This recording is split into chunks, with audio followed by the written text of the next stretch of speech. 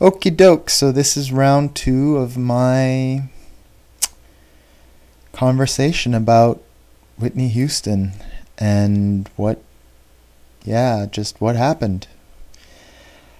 And in my first long, almost 10-minute video, I talk about a conversation that I had with a friend of mine who's a doctor and how that kind of captures this dynamic between social expectations and reality. We were talking about how bipolar people are treated. Anyway, if you want to hear that, you watch the first video. And then I kind of extrapolated from that to Whitney Houston, because she clearly was not the person that we saw for the first 15 years of her public life, or maybe 10 years, because gradually it started, the cracks, things started to show. And I end that video talking about a suicide prevention poster. If you go to my blog, tenderparts.ca, in the top corner, there is, so that's tenderparts.ca. In the top left corner, there's a little tab that says considering suicide, in case anybody who lands there is. And if you click on that, there's this incredible poster. And that poster talks about the fact that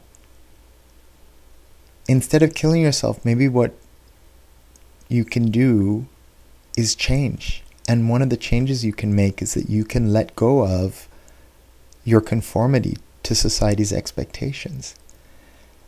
And Whitney killed herself. She may not have been conscious of it. She may not have realized it. She was in the throes of addiction, which is a very complicated thing.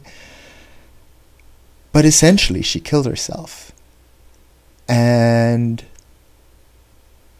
when I look at that, what I see is someone who was so incredibly good at performing that there wasn't any room left for her to be her.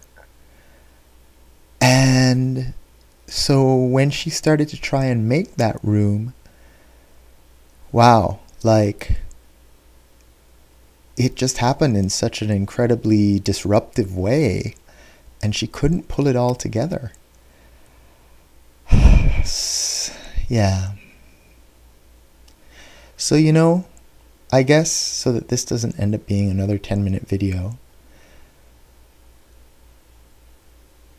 on the one hand, it's really, really sad what's happened to her. But on the other hand, maybe, finally now, she's free to be herself. Good night.